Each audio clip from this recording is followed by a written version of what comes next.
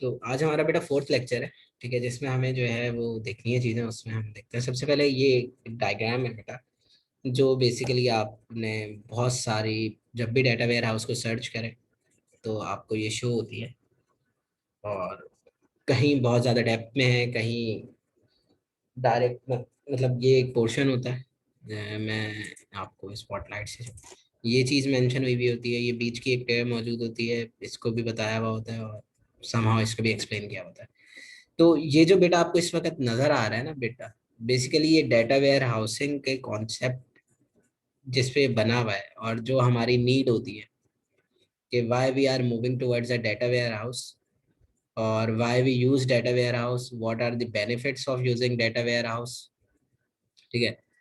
What are the factors including in data warehouse? What are the data including in data warehouse? What are the benefits we get from data warehouse? What are the concerns of using data warehouse? वो सारे के सारे जो आपके questions है ना बेटा, उन सबका आंसर इस डायग्राम के अंदर छुपा है, ठीक है।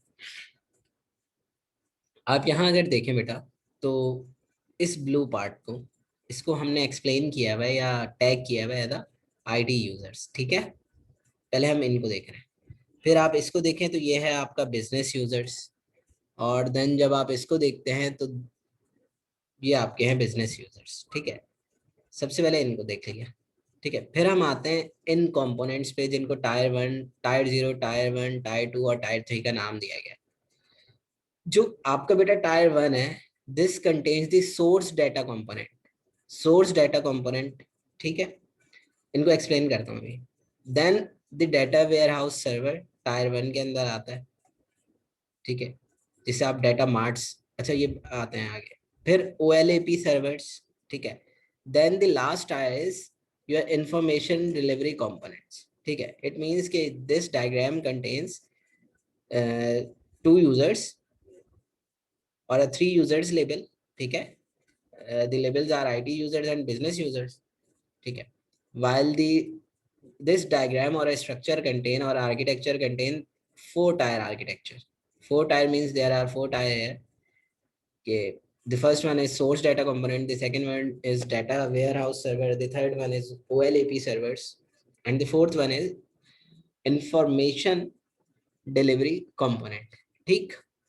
अब हम शुरू करते हैं अपने, अच्छा अब यहाँ पे कुछ एरोज हैं जिनकी कुछ इंडिकेशन है, तो इनको समझ लेते हैं पहले कि भाई ये सिंगल एरो क्या रिप्रेजेंट कर रहे हैं, डबल डायरेक्शन एरोज क्या रिप्रेजेंट कर रहे हैं, ठीक है। तो the double direction arrows means user can read and write data source, ठीक है बेटा। ये जो इस डायग्राम के अंदर आपके डबल डायरेक्शन एरोज हैं, ठीक है, bidirectional arrows, they, it means the users, ठीक है, can read and write data source, के यूजर्स जो है वो राइट और रीड कर सकता है from into the data source, ठीक है।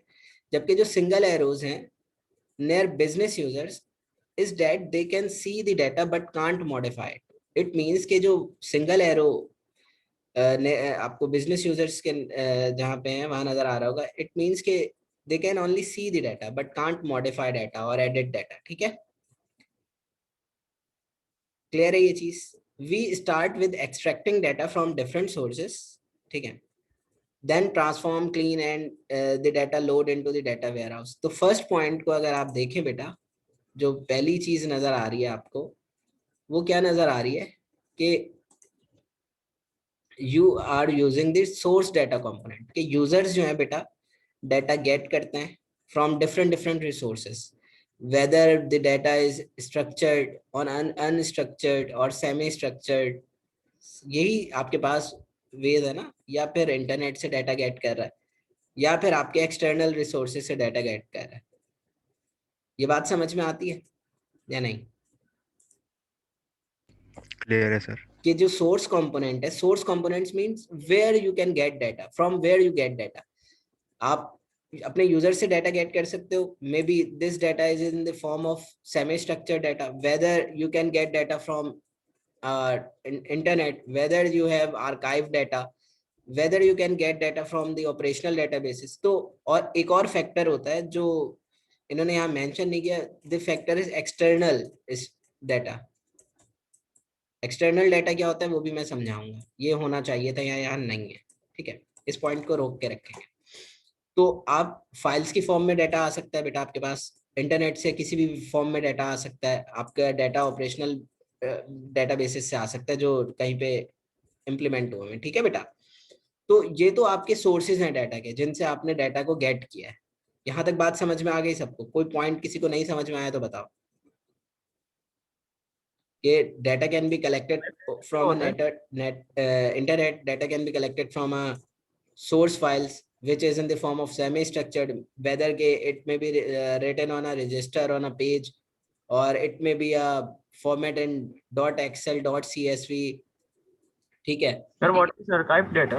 आर्काइव डाटा मीन्स कि आपके स्टोरेज में मौजूद होता है लेकिन आपने उसे यूज नहीं किया होता, मीन्स कि आपने फॉर अ टाइम बिंग कि आपने कोई ऑर्डर किया बेटा, ठीक है, लेकिन उसको जो है किसी ने बाय नहीं किया, कैंसिल हो गया, वो आपके आर्काइव में तो पड़ा हुआ है ना। ऐसे तो नहीं होता कि वो बिल्कुल ही डिलीट हो जाता है, तो आर्काइव डाटा उस तरह के डाटा को हम कह रहे होते हैं। क्लियर है बेटा ये चीज? यहाँ तक कोई मसला किसी को, कोई इशू? सही है। और ऑपरेशनल डेटाबेसेस आपको पता है कि किसी कंपनी का अगर सिस्टम है तो वो जो है वो आपका ऑपरेशनल डेटाबेस होगा जो आपने डेटाबेसेस के अंदर पढ़ रखा है। तो सेमी स्ट्रक्चर्ड में आपके मीन्स हो सकता है कि पहले वो कंपनी जो है वो जो डॉक्यूमेंट्स यूज करती हो फॉर स्टोरिंग अ डाटा वो रजिस्टर्ड हो, मे बी हो सकता है कि वो पहले जो डाटा सोर्सेज यूज करती थी वो सिंपली एक्सेल की फाइल हो। तो वो सारी चीजें फिर देन वो मूव कर गए हो अपने ऑपरेशनल डेटाबेस पे। तो ये आपके सारे सोर्सेज ऑफ डाटा है। क्लियर हो गई बात? देन बेटा फिर ये जो सोर्सेज ऑफ डाटा है इसको हम भेजते हैं ईटीएल प्रोसेस में। ये जो ईटीएल प्रोसेस है ये वाला आपको जो दिख रहा है ये arrow, this process is known as ETL process. कि सोर्स डाटा सबसे पहले ईटीएल प्रोसेस से गुजरता है, ईटीएल प्रोसेस से गुजरने के बाद वो डाटा वेयर हाउस सर्वर में जाता है। अब ईटीएल जो आपका प्रोसेस है वो क्या है, we start with the extracting data from different sources, transform and clean that data and then load it to data warehouse, ठीक है। फिर हम डाटा वेयर हाउस की तरफ इसको भेजते हैं। Then data warehouse itself has no specialized schema to give answer to that typical microscopic queries, means कि आप क्या पूछना चाह रहे हैं, वो जो इंटेलिजेंस की क्यूरीज थी बेटा वो आप उससे डायरेक्टली तो आपका डाटा वेयर हाउस आपको नहीं बता रहा होता। तो सर जी बेटा। यहाँ पे सर जो ट्रांसफॉर्म डेटा कर रहे हैं जी सर, जी मतलब एक्सट्रैक्ट किया इसने डेटा को, फिर इसको ट्रांसफॉर्म किया। जी जी सर ट्रांसफॉर्म ये मतलब मल्टीपल फॉर्मेट के डेटा को एक फॉर्मेट में कन्वर्ट कर रहा है। बिल्कुल बेटा, वो जो हमने शुरू में बातें डिस्कस की थी ना कि you have to unified the data format.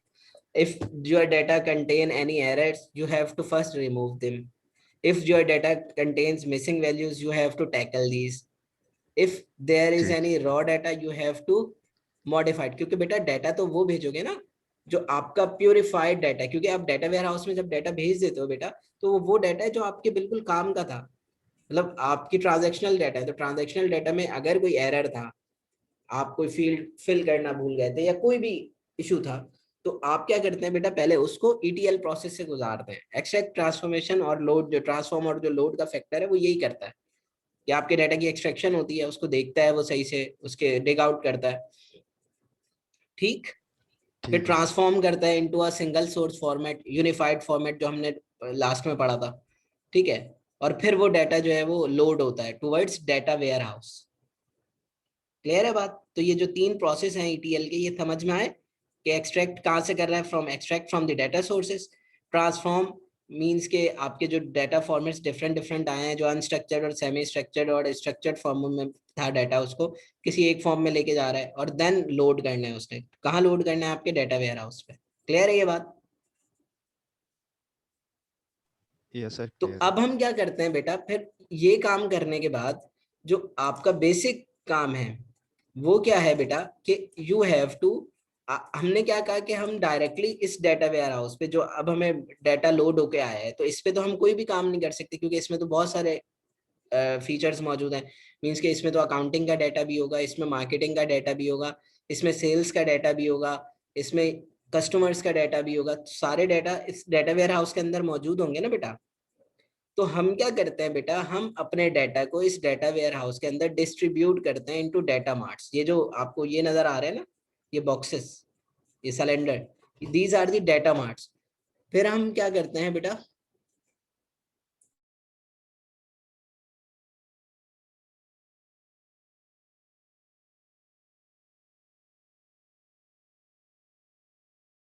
हम क्या करते हैं बेटा, हम अपने इस डाटा वेयर हाउस को सेग्रीगेट करते हैं, ब्रेक डाउन करते हैं, ठीक है, इनटू डाटा मार्ट्स। अब ये डाटा मार्ट्स क्या हैं? Data marts are created out of the data warehouse to service the need of different kind of department. Means कि अब इन्होंने fulfill करना है इन data marts के अंदर। इसको ऐसे समझ लें कि डिफरेंट डिफरेंट डिपार्टमेंट्स का डाटा हम रख देते हैं। अकाउंटिंग का डाटा एक डाटा मार्ट के अंदर, मार्केटिंग का डाटा एक डाटा मार्ट के अंदर, सही है। इसी तरह आपकी सेल्स का डाटा एक डाटा मार्ट के अंदर। क्यों? क्योंकि हम नहीं चाह रहे कि आपका जो कंप्लीट हैवी लोड है डाटा वेयर हाउस का, उसको as it is OLAP system पे शिफ्ट किया जाए, ठीक है। तो हम उसके लिए क्या करते हैं, डाटा मार्ट्स बनाते हैं। तो डाटा मार्ट्स में हमारा जो रिलेटेड डाटा होता है टू दैट फील्ड, उसको हम प्लेस कर देते हैं, ठीक है। और देन वो जो डाटा है फिर वो आगे प्रोसेस होके जाएगा।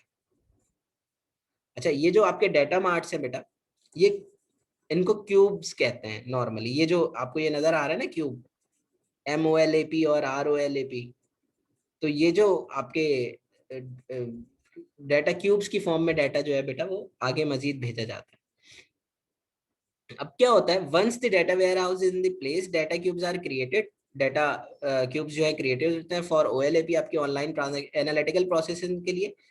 Base drill down all possible queries, आप यहाँ पे सारी की सारी जितने भी आपकी पॉसिबल एनालिटिकल क्यूरीज आप इंप्लीमेंट करना चाह रहे हैं, जो चीज पूछना चाह रहे हैं वो आप उससे क्यूरी करते हो। And we move further and use smart tool such as. फिर क्या करते हैं बेटा, हम ये जो आपने डाटा क्यूब्स क्रिएट किए हैं, ये जो एनालिटिकल प्रोसेसिंग आपने अप्लाई कर दिया है ऑन योर डाटा, उसके बाद फिर आप इसको मूव फॉरवर्ड करते हो ताकि किसी और स्मार्ट टूल की तरफ जाए, जैसे कि आपकी डाटा माइनिंग है, उसमें आप क्लस्टरिंग करते हैं या क्लासिफिकेशन करते हैं। तो अब आपका डाटा जो है वो मजीद फॉरवर्ड होता है टूवर्ड्स एनालिसिस। अब एनालिसिस क्या होता है उसमें बेटा, एनालिसिस बहुत बेहतरीन तरीके से होता है क्योंकि वो स्मार्ट टूल्स हैं। स्मार्ट टूल्स आपको पता है कि वो क्यूरी रिपोर्ट कर रहे होंगे, आपके एनालिसिस बता रहे होंगे, और आप जो है वो उससे कोई फैक्ट मालूम करना चाह रहे हैं, जैसे हम डिस्कस कर रहे होते हैं कि whether you find out in which season the jackets are sold most या वर सोल्ड मोस्ट। तो आपकी ये जो चीजें हैं बेटा, वो हम इन टूल से फाइंड आउट करते हैं। और जो लास्ट आपकी टायर है वो आपको प्रोवाइड करती है क्यूरी रिपोर्टिंग, आपका एनालिसिस, और आपके टूल्स के अगेंस्ट में जो भी आप इसको क्यूरी मालूम करना चाह रहे हैं इंटेलिजेंस की, वो आपको फाइंड आउट करके देता है। क्लियर है बेटा ये चीज? यहाँ तक किसी को कोई इशू है तो बताओ मुझे। ये OLAP के अंदर MOLAP और ROLAP में क्या डिफरेंस है और ये क्यों यूज करते हैं? अच्छा देखें बेटा, आपका जो MOLAP है, ये जो आपके पास मेटा डाटा होता है, ये उनको देख के काम करते हैं। जो मेटा टैग्स होते हैं ना आपके डाटा के, ये उनके बारे में कह रहे होते हैं कि हम उनकी बेसिक नीड को देखते हुए, उनकी रिक्वायरमेंट को फुलफिल करने के लिए हम इस पे काम करते हैं।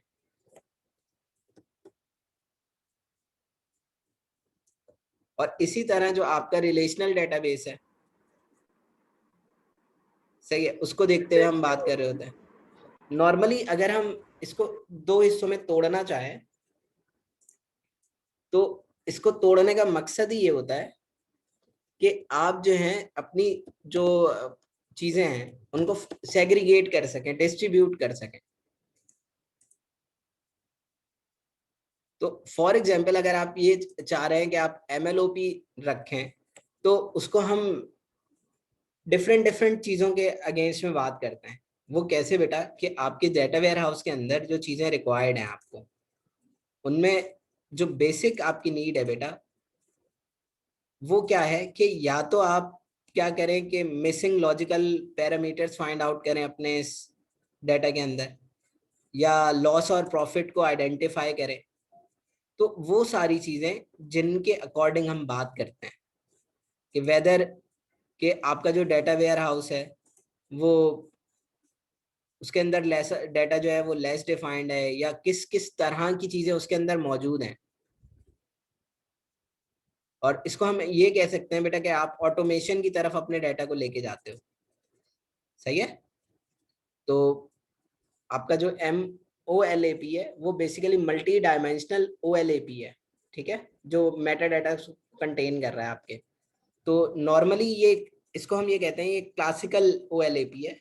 क्लासिकल OLAP मीन्स के नॉर्मली जो आपके मल्टी डायमेंशनल डाटा क्यूब्स हैं, ये जो डाटा क्यूब्स है ना बेटा, ये जो आपको स्क्रीन पे इस वक्त नजर आ रहे हैं, ये आपके जो डाटा क्यूब्स हैं ये डिफरेंट डिफरेंट डायमेंशंस कैरी कर रहे हैं, डिफरेंट डिफरेंट कॉलम्स की इंफॉर्मेशन इनके अंदर मौजूद है, सही। तो ये जो आपका मल्टी डायमेंशनल OLAP है, इस ये क्या फैसिलिटेट करता है, this will facilitate in the data analysis, ठीक है। तो नॉर्मली इसके आपके MOLAP में जो डाटा होता है, डाटा इज प्री कंप्यूटेड रीसमराइज्ड, ठीक है, इस फॉर्म के अंदर होता है। और यही बेसिक डिफरेंस है बिटवीन ROLAP और आपके MOLAP में। क्लियर है ये चीज? तो हम ये कहते हैं कि नॉर्मली अगर आप इसको समझना चाहें, operations are called processing in MOLAP में जो आपके पास चीजें आई हैं वो क्या है, समराइज्ड फॉर्म के अंदर है, रिमूव हुई हुई हैं वो कॉम्प्लेक्सिटीज जो रिलेशनल डेटाबेस के अंदर थी। और नॉर्मली आप ये कहते हैं कि आपके पास इसमें जो डाटा मौजूद होता है, डाटा की जो रिप्रेजेंटेशन होती है वो डेंस फॉर्म में और स्पार्स फॉर्म दोनों फॉर्म के अंदर मौजूद होती है। तो आप क्या करते हैं बेटा, इसी डाटा के ऊपर आप जर्नली जो है अपनी इम्प्लीमेंटेशन कर रहे होते हो, चीज़ों को फाइंड आउट कर रहे होते हो कि किस तरह ये ऑपरेशन जो है वो बेस्ट रहेंगे, किस तरह ये ऑपरेशन जो है वो आपके बेस्ट नहीं है। तो वो ये दोनों चीजें जो है वो आप इसके अंदर देख रहे होते हो। क्लियर है ये चीज? सर ROLAP के अंदर किस तरीके से जाता है डाटा, उसमें तो देखें, आपने बता दिया मेटा डाटा जी, जाता है। अब वो मेटा डाटा सिर्फ मेटा डाटा नहीं होता बेटा, उसके अंदर आपके जो डाटा मौजूद होता है बेटा वो रीसमराइज्ड हुआ डाटा होता है, प्री कंप्यूटेड डाटा होता है। मीन्स कि ये समझ लो बेटा, यहाँ पे जब हम लास्ट फेज के अंदर जा रहे हैं, यहाँ तो क्यूरी रिपोर्टिंग हुई हुई है ना, रिपोर्ट्स बनी हुई है, इस फेज के अंदर MOLAP के अंदर उससे एक स्टेप पहले मौजूद होता है, रीसमराइज्ड हुआ डाटा होता है, जो मीन्स के समझ लो फॉर एग्जांपल आपने HR का डाटा भेजा, ठीक है, HR के डाटा की जो रिप्रेजेंटेशन है वो आपने क्या की, इन क्यूबिकल फॉर्म कर ली। अब इन क्यूबिकल फॉर्म में क्या हुआ कि आपके डाटा की समहाउ रिप्रेजेंटेशन मौजूद है कि मतलब HR वाले ने ये काम किए हैं, उसकी ये नीड्स थी और उन्होंने ये फुलफिल किए। तो जो इसके अगेंस्ट पे फाइनल क्यूरी रिपोर्ट होगी, उससे पहले का जो एक स्टेप होता है ना बेटा, वो MOLAP आपका कहला रहा होता है, जिसके अंदर डाटा की रीसमराइज्ड फॉर्म, प्री कंप्यूटेड फॉर्म मौजूद होती है। और जो यूजर है बेटा वो multi dimensional view of data को इजीली देख सकता है। और ये सिर्फ कहाँ पॉसिबल होता है बेटा, जहां आपका रिलेशनल डेटाबेस होता है, सही है।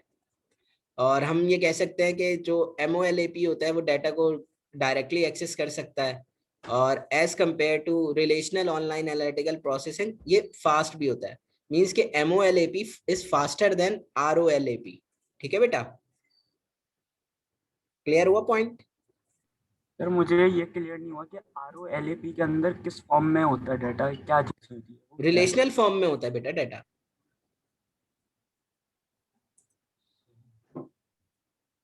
जो बस होता ही है बेटा कि आप जब डाटा को गेट करते हो ना क्यूरी के लिए, कि एनालिटिकल प्रोसेसिंग में अप्लाई करूंगा यूजिंग MOLAP और ROLAP, तो जो MOLAP है वो फास्ट होता है, वो क्योंकि डायरेक्टली एक्सेस कर रहा होता है आपके डाटा को, ठीक है।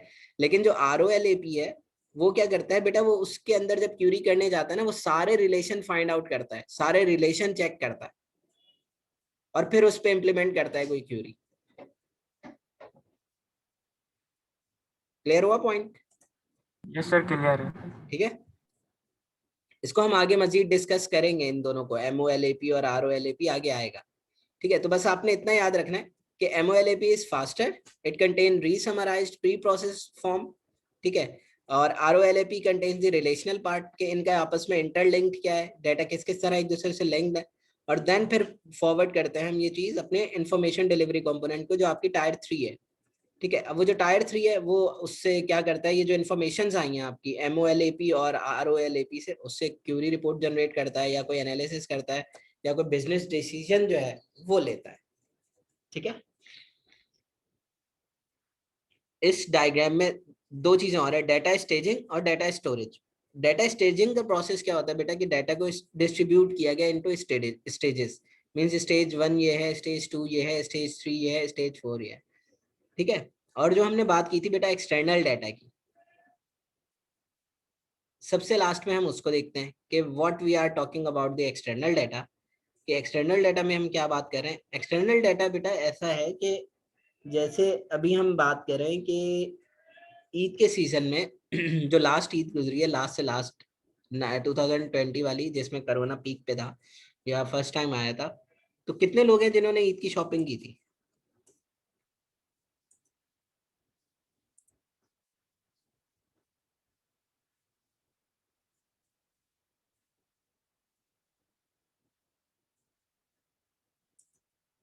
कितने लोग हैं बेटा? आप सबने ईद के कपड़े बनाए थे या कोरोना की वजह से किसी ने शॉपिंग नहीं की थी? कोई ऐसा है जिसने ना की हो शॉपिंग ईद की वजह, मतलब कोरोना की वजह से, कि भाई नहीं ये सर, बचपन में ही करते थे, अब नहीं करते शॉपिंग। अब नहीं करते? ईद पे नए नहीं। कपड़े नहीं पहनते समीर? शॉपिंग। नहीं सर, वो जो पहले के इतने पड़े हुए होते हैं वही पहन लेते हैं, वो सारे नए ही तो होते हैं अब। और ये भी है। जी अरीबा। शॉपिंग ना है। आवाज कट रही है बेटा। मैं कह रही हूँ शॉपिंग ना हो ऐसा हो सकता हाँ, शॉपिंग ना ईद नहीं होगी इन लोगों की तो। है। भाई पहले की थी सर। भाई मैंने नहीं की थी। सर की थी। अच्छा की थी ना आपने, मैंने नहीं की थी। क्यों? और मैंने घर वालों को भी नहीं करने दी थी। क्यों? क्यों? वजह ये थी कि क्यों? हम, भाई कोरोना है तो मे भी हो सकता है कोरोना अल्लाह का ना डर था। करे। हाँ ना करे ना करे, मतलब वहां पे तो इतने मतलब माशाल्लाह से एसओपी इतने फॉलो होते हैं हमारे मुल्क में, तो वहाँ सारे ज़हीन लोग थे, तो किसी एक की वजह से किसी और को हो गया। मतलब मसला ये नहीं है कि मुझे हो जाए या किसी और को हो जाए, मसला ये है कि उसकी वजह से पूरा घर जाना है। तो द प्रॉब्लम इज डैट कि क्या हुआ, ईदें तो और भी आती रहेंगी ना, अगर जिंदगी जान बाकी तो जहान बाकी। ऐसे ही है ना, मुहावरतन जो कहा जाता है जान बाकी जहान बाकी, तो यही तो मतलब है कि अगर जिंदा है तो आगे देख लेंगे टाइम, अगर हो गई डेथ तो फिर क्या करेंगे? ईद पे सूट पहनना ज्यादा इंपॉर्टेंट है या जिंदा रहना ज्यादा जरूरी हाँ है बात रीबा? तो आपकी ठीक है सर। है जी। जिंदा रहना ज्यादा तो जरूरी पहन है। भी लिए कपड़े। हाँ तो फिर पहन भी सकते हैं, तो उस पे नहीं लिए इस पे ले लेंगे, बाद में ले लिए, कोई प्रॉब्लम तो नहीं होनी ना। इस बार जल्दी ले लिए, आसानी हो गई, पता है कि अभी भी है तो जल्दी लेके आ जी। गए। तो द प्रॉब्लम इज डैट कि नॉट नेसेसरी कि आप जो है कपड़े पहने ईद पे नए। जैसे समीर ने कहा कि यार वो मेरी तरह सादा आदमी है, उसने कहा कि अगर कोई पुराना रखा हुआ है नया वाला वही पहन लेते हैं। वैसे भी हम कराची नहीं वाले सर, तो पुराने ही रखे हुए, नए रखे हुए होते हैं स्पेयर में हमारे पास। अच्छा स्पेयर में काफी। नए, वाह भाई स्पेयर में और नए, गुड। नई मतलब नई लॉजिक आई है भाई, स्पेयर में भी होता है और वो नया भी होता है। चले तो देखते मतलब हैं। वैसे ना, वैसे भी हम कपड़े लाते रहते हैं, तो वो एक स्पेसिफिक नहीं है कि ईद और बकरीद पे जाना है, वैसे भी लाते रहते हैं। अच्छा चलो तो गुड हो गया। ऐसा शौक नहीं है कि चांद रात को निकल जाओ लेके आना है नहीं तो नहीं, ईद पे चांद रात पे पहनना तो बेवकूफ लोग निकलते हैं। ठीक है, तो अब हमारे है। पास, मैंने ये सवाल क्यों पूछा कि हम एक्सटर्नल डाटा की बात कर रहे थे। एक्सटर्नल डाटा बेटा वो एक्सटर्नल फैक्टर्स होते हैं जो इफेक्ट करते हैं आपके डाटा को। मतलब कि आपके डेटाबेस में, मतलब जो आउटलेट्स थे उनके, उनकी सेल्स उस तरह नहीं हुई जिस तरह नॉर्मली होनी चाहिए थी। ठीक है, उनकी जो मार्केटिंग है उस तरह नहीं कर पाए वो लोग जिस तरह होनी चाहिए थी, क्योंकि नॉर्मली शॉपिंग टाइम ही ऐसा था रमजान में कि 9 से 6। अब वो जो 9 से 4, सॉरी 9 से 4 था, 9 से 4 वाले टाइम में रोजेदार रोजा रख के इबादत करे या शॉपिंग करे, और गर्मी इतनी शदीद थी। तो उन एक्सटर्नल फैक्टर्स की वजह से उनकी सेल्स जो है ना बेटा वो रिड्यूस हुई इन रमजान और ईद सीजन। ठीक है, सेम एज इट इज यही हुआ जब बकरा ईद पे जानवर आए, तो वो भी कम आए as compare to previous years. क्यों? क्योंकि उन्हीं सारी फीचर्स को देखते हुए, उन्हीं सारी कंडीशंस को देखते हुए वो जो सेल है वो डिक्रीज हो गई। तो इसमें क्या कोई और फैक्टर इन्वॉल्व हुआ था या कोई मतलब ये आपके डाटा का पार्ट तो नहीं था ना, कि मतलब कोरोना का आ जाना इसकी वजह से सेल्स का रिड्यूस होना, ये कभी किसी ने सोचा था? दुनिया की इकोनॉमी खराब हुई, नो मतलब सर। दुनिया में तमाम मुल्कों की इकोनॉमी खराब हुई थी इस कोरोना की वजह से। तो ये तो एक एक्सटर्नल फीचर है ना, मतलब जिसका लेना देना कुछ नहीं था आपके डाटा से, लेकिन ये आ गया कहीं से उठ के। ऐसी सिचुएशंस में जो इफेक्ट होता है ऑन अ डाटा, ऐसे फीचर्स के इफेक्ट को हम कहते हैं एक्सटर्नल फैक्टर्स और एक्सटर्नल डाटा। बात समझ में आ गई सबको? या किसी का कोई क्वेश्चन है तो आप बताओ मुझे। इस पूरी डायग्राम में ये जो आपको डायग्रामेटिकली नजर आ रही है चीजें, कुछ पूछना है तो पूछो, फिर हम आगे बढ़ेंगे। अगर किसी एक को भी नहीं समझ में आया ना तो पूछो बेटा, ये क्योंकि जो ये समझ डेटा में आया स्टेजिंग लिखा है, तो आपको लाइफ साइकिल समझ में आएगा। जी बेटा पूछें। ये जो डेटा स्टेजिंग है और ये डेटा स्टोरेज जो लिखा हुआ है, जी तो जी। एक्सटर्नल डेटा इधर से पास करते हैं। हाँ, एक्सटर्नल डाटा ऐसे जाता है नॉर्मली। हम वैसे तो ये सारा डाटा ही ऐसे जाता है, डाटा स्टेजिंग की फॉर्म में जाता है। ठीक है, ये खाली जो फैक्टर्स है ना यहाँ, इस मैंने एक्सटर्नल डाटा के लिए नहीं बनाई, ये जर्नली बात हुई भी है। बस उन्होंने एक फीचर मिस किया हुआ था, वो मैंने ऐड किया था। वरना ये डाटा स्टेजिंग, डाटा स्टोरेज तो आपके इनके लिए भी हो रहा है ना, डाटा मार्ट के अंदर स्टोरेज तो होना है, डाटा को स्टेज वाइज रखना है। तो ये नॉट नेसेसरी कि ये सिर्फ एक्सटर्नल डाटा के लिए था, ये सबके लिए है बेटा। ठीक है सर। सर आर्काइव्ड डेटा कौन सा होता है? बेटा आर्काइव डाटा ऐसा डाटा कि जैसे लेट सपोज आप पहले जो है हाँ, इसको ऐसे समझा सकते हैं कि आपके पास डाटा, पहले आप कोई और बिजनेस करते थे, लेट सपोज एक शॉप जो है वो सिर्फ पहले जो है ना परफ्यूम बेचा करती थी, सही है? तो उनके पास जितने भी कस्टमर्स हैं रिलेटेड टू परफ्यूम, उन्होंने उस डाटा को, उनका डाटा रखा हुआ है। अब है क्या बेटा कि अब उन्होंने शॉप चेंज कर दी, मतलब अब वो जो है वो राइस बेच रहे हैं। तो क्या फ्यूचर में उसकी कोई नीड हो सकती है उस डाटा की जो उन्होंने रखा हुआ है,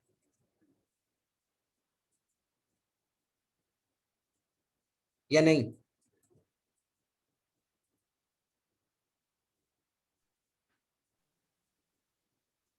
बोले बेटा। सर अगर दोबारा से वही काम करना शुरू करें तो हो सकती है, हाँ, अदरवाइज दोबारा से करें तो हो सकता है, इसलिए ऑर्गेनाइजेशन वो डाटा अपने पास रखती है। ठीक है, लेकिन फ्यूचर यूज के लिए इस वक्त वो किसी काम का नहीं है।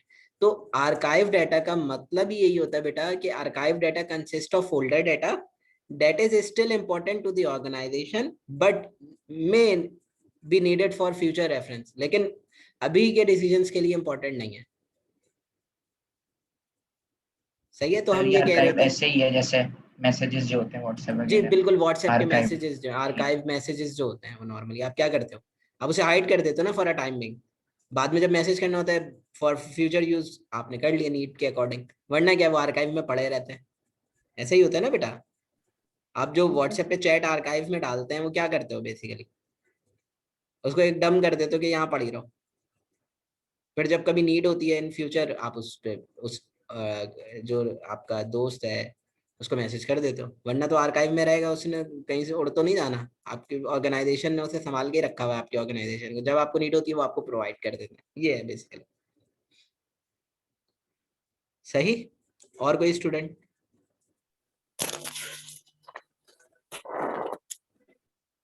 जी राहिल कुछ पूछना है?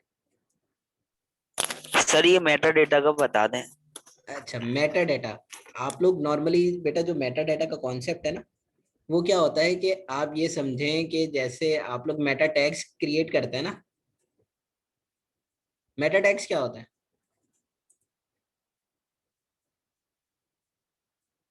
वसी, वासे है क्लास में आज? या वसी, सॉरी वसी है क्लास में? जीशान? सर ये टैग्स होते हैं जो कि एक्स्ट्रा इंफॉर्मेशन रखते हैं, जो कि वेब पेज पे अपीयर नहीं गुड। होते। यास, ये समझ में आया राहिल यासर ने जो बताया या नहीं? जी सर आ गया।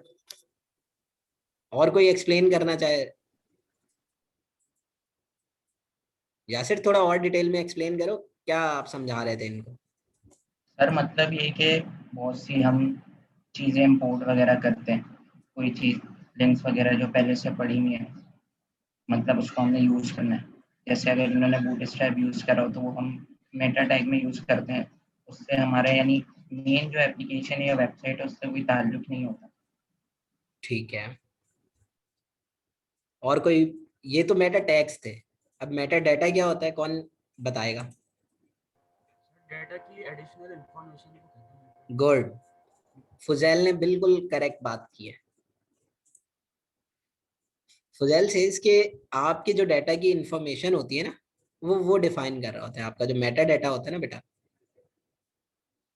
तो हम ये कहते हैं बेटा कि this set of data that describe given information about other data, कि आपके डाटा की जो इंफॉर्मेशन प्रोवाइड कर रहा होता है ना आपका डाटा, उसको हम कहते हैं कि मेटा डाटा है।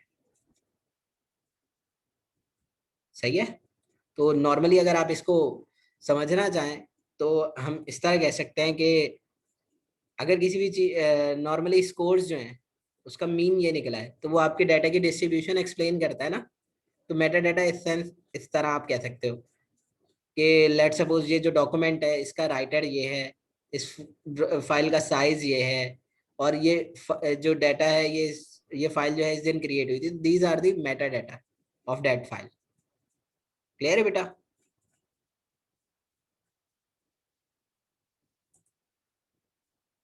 राहिल समझ में आया? जी सर आ गया समझ। सही है। डाटा की एक्सप्लेनेशन के लिए या डाटा को डिस्क्राइब करने के लिए वो टैग मौजूद होते हैं। जैसे अभी हम ये कहें ये स्लाइड जो है, ये स्लाइड कब बनी, इसके राइटर कौन है, इसको पढ़ाया है किसने, तो ये मेटा डाटा कहला रहा होगा। सिंपल। इस स्लाइड में क्या है वो नहीं बात हो रही, ये बनाई किसने, किस डेट को क्रिएट हुई, किस दिन ये लेक्चर हुआ, तो this is Meta data of your lecture, अगर मैं इस तरह बात करूँ आपसे। ठीक है। तो और तो कोई सवाल नहीं है बेटा इसमें। तो बस आपने ये याद रखना है, ये इसका फ्लो है डाटा वेयर हाउस का, जिससे आप जो है वो बिजनेस जो आइडिया होता है वो गेट करते हो। अच्छा, जो सोर्सेज हैं डाटा कंपोनेंट्स के, अच्छा बेटा इसको ना रीजॉइन कर लेना सेशन को। Source data